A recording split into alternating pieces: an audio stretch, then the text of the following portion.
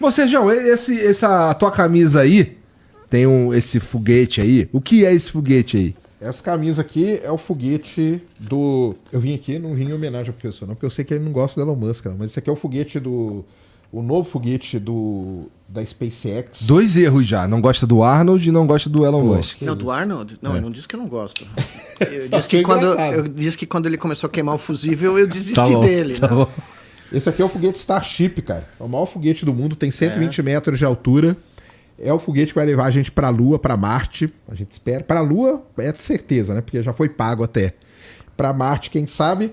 Essa camiseta que eu fiz quando ele explodiu a primeira vez, ó. Quando ele foi voar, ele explodiu a primeira vez, eu tirei um frame da tela, mandei para um cara desenhar para mim e ele desenhou. Ficou bonitona, ó. Até os motorzinhos aqui, ó, que não ligaram todos. Mas vamos deixar claro que quem inventou foram os fundadores da SpaceX, não o nosso querido Musk, né? Tá. Os 2 engenheiros que inventaram nem estão mais lá, mas foram eles que fizeram, tá? Só pra... Mas quem viabiliza não é o Elon Musk, cara? Quem viabiliza... Ih, essa história é complicada. É mesmo? Porque a SpaceX ganhou um contrato não bidding, sem licitação do governo americano, até eu faço 9 bi. Se me derem a grana, eu mando a gente para Marte. É só me dar, tá? E aí a companhia do Bezos... Mas aí foi uma briga violenta que teve, ele né? está processando o governo... Já perdeu. Ele perdeu? Perdeu já. É, porque ele processou o governo americano, o escritório que faz essas... Por causa desse foguete aqui. Por causa desse foguete. O lance é o seguinte, né? A NASA quer pousar o ser humano na Lua de novo. E aí ela abriu uma licitação. De novo ou pela primeira vez? De novo. Tô brincando. Não, de Tô novo, brincando. pelo amor de Deus. Calma. Tô brincando, calma. Foi o cabelo. Calma, Foi o cabelo que calma. fizeram nele. Foi na Turquia. Ele foi pra Turquia, fizeram o cabelo, acabou com o neurônio. Calma, tô brincando. Ainda bem. De novo. Ó, ele tá brincando. Eles querem pousar lá de novo. E aí ela não vai, ela vai fazer uma parte da viagem e a outra parte é para alguma empresa privada fazer. Aí ela abriu licitação e tal. A SpaceX apresentou esse cara aqui, que é o Starship. Faz quanto tempo isso? Faz uns 3, foi na época da pandemia até. Tá Foi bom. um pouquinho antes, né? 2019, 2020 Tá bom. ali. Tá bom. Aí o Jeff Bezos com a Blue Origin, ele apresentou a Blue Moon, que é a nave dele para ir para a Lua, e outras empresas apresentaram. Mas a Blue Moon era melhor, junto com essa. É. As duas melhores As duas estavam propostas. concorrendo e tal. O que dizem nos bastidores é que a SpaceX sabia de quanto que a NASA queria gastar. E aí ela fez o projeto adequado àquilo. O projeto do Jeff Bezos ficou muito mais caro, a NASA acabou ganhando, o Bezos achou que foi super injustiça, parou todo o processo. Aí atrasou pra caramba, aliás, o processo todo, porque ele mandou parar o processo, processou a NASA por conta disso. Mas já passou na Suprema Corte? Já passou, ele perdeu. Só que aí sabe o que aconteceu?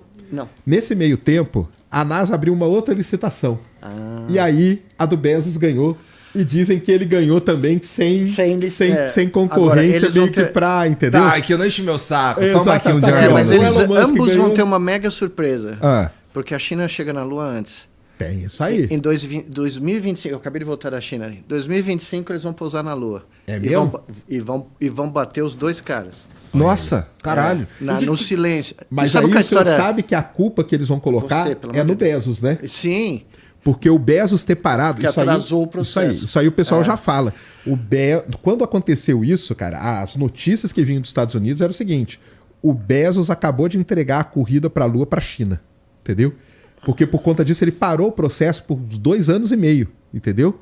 Ficaram 2 anos e meio enrolando. Mas você sabe que e a China continuou. A história é sensacional. Quem me contou isso foi o professor Beluso, que é um grande amigo meu, grande palmeirense, que em 1980, o ano de 1980, quando a China começou a abrir com o Deng Xiaoping para revolucionar o processo de industrialização do país, tirar o povo da miséria e tal, em que país eles vieram visitar para olhar o modelo de desenvolvimento tecnológico e industrial? Que eles queriam dar uma olhada por que estava sendo tão rápido. Brasil. Querido Brasil. A delegação da China falou com o professor Beluso, que era secretário, eu não sei se da Fazenda ou da Desenvolvimento Científico, alguma coisa aqui no estado de São Paulo. Tá? Nós tínhamos um projeto espacial muito mais avançado que a China. Exatamente. A China não tinha nada em 1980. Isso aí a gente sabe. Os caras vieram aqui, não é? É claro. O CTA, eles visitaram tudo, quietinho. Na surdina, passaram acho que um mês aqui no Brasil. Só que agora eu vi essa história lá. essa história eu já conhecia há anos do professor Beluso, só que eu vi lá. Eles vieram para cá porque o Brasil estava se industrializando rapidamente, a Embraer estava começando a conquistar, né, mercados, o CTA estava... O CTA, o ITA, o ITA estava virando cara. Uma referência de engenharia espacial. Eles vieram aqui em 1980, 50 anos, vai. Olha onde eles estão agora. Né? Porque eles fizeram um plano de longo prazo. De meio século. Isso aí. De como você desenvolver a indústria do aço, indústria eletrônica, indústria básica, para que a indústria aeronáutica e aeroespacial pudesse ter autonomia do país. Não precisasse depender de ninguém, porque o Sérgio sabe muito melhor que eu, quando eu fui no CTA e fui na base de Alcântara, o pessoal lá no Maranhão, o pessoal falou o seguinte: ninguém vende tecnologia aeroespacial. O Brasil teve que inventar tudo, porque os Estados Unidos não vendem, né, a Rússia não vende, a Índia não vende, porque é estratégico, porque é uma das coisas uma das tecnologias mais estratégicas do mundo. E o Brasil tinha um processo de excelência sendo desenvolvido, a China veio aqui, olhou e falou, gostei, vamos planejar daqui 50 anos. E agora existe a chance concreta que eles cheguem na Lua com uma tripulação antes dos americanos. A propósito, você conhece essa história? A única razão por que eles estão fazendo tudo isso com esse foguete, o do Bezos, é que eles perderam os planos do Saturno V. Do que foi que levou eles para a Lua nos anos 60, que eu acompanhei foguete por foguete.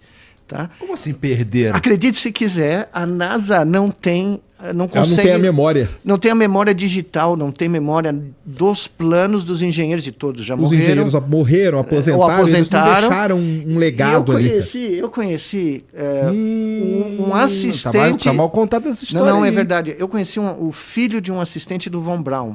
Von Braun foi o alemão nazista que os Estados Unidos trouxe para os Estados Unidos. Ele tinha desenvolvido as bombas V1 e V2 que estavam bombardeando a Inglaterra na guerra. Quando acabou a guerra, né, os alemães estavam lá escondidos. Operação Paperclip. É essa mesmo. Os estavam morrendo de medo de serem capturados pela União Soviética. Os Estados Unidos capturou toda a equipe dele e levou para o Alabama para desenvolver a base da onde vem toda a tecnologia de foguetes americanos. Tá? E eu conheci o filho de um americano que foi o assistente dele. Caramba, um engenheiro. Não, sensacional. Infelizmente, o filho acabou de falecer, era um amigo meu muito querido. E ele me contou toda a história, tá? De como os alemães vieram, criaram essa base do nada, no meio de lugar nenhum, no Alabama, e começaram a desenvolver o Saturno V. E foram treinando engenheiros americanos nas tecnologias que eles tinham feito na Segunda Guerra Mundial. Pois bem, toda essa história, todo esse know-how tecnológico, depois que o programa Apollo deixou de ser financiado pelo Congresso, não foi cuidado, não foi curado. Então as coisas foram se perdendo. Tem uma coisa aí, porque os Estados Unidos depois, quando acabou o Apollo, ele investiu muito nos ônibus espaciais, né? Que era um projeto da Força Aérea Americana e que eles pensavam que ia ser o projeto de longo prazo para o resto da vida deles. O problema do ônibus espacial é que ele era caríssimo, era 500 milhões de dólares cada lançamento, isso é muito caro. Ele era muito complexo, então eles não conseguiam lançar no ritmo que eles queriam, ou seja, ser um shuttle, né? Por isso que tinha esse nome. Exato. 500 milhões de dólares é... Um lançamento, tá? Então, hoje, vamos lá, eu sei que não é a mesma coisa. Eles passando para hoje dá 1,5 bi, eles falam. Porra! Para o lançamento. Então, quando esse foguete explodiu, né, que foi o que, 1 minuto e pouco, né, 2 de voo, né, eles queimaram acho que quase 2 bi o total. Entre combustível... Se pegar tudo aí dos anos... Se pegar todos os custos para pôr barato no ar, e 30 segundos depois o Elon Musk pôs o tweet, sucesso total, congratulations. Parece a defesa do Vasco, né? Sucesso total, tomamos só de 8, né? Perdemos 1,5 bi, né? Agora, o que é o mais interessante, que na minha modesta opinião, é que quando os Estados Unidos desvia para fazer os chutos, ele arrasta todo mundo com ele. Porque a União Soviética começou a fazer... Mas o Von Braun não, né? Porque o Von Braun não. Exatamente. A União Soviética falou, uau, os americanos vão fazer um ônibus espacial. Começou a construir um ônibus espacial. Até acharam recentemente um...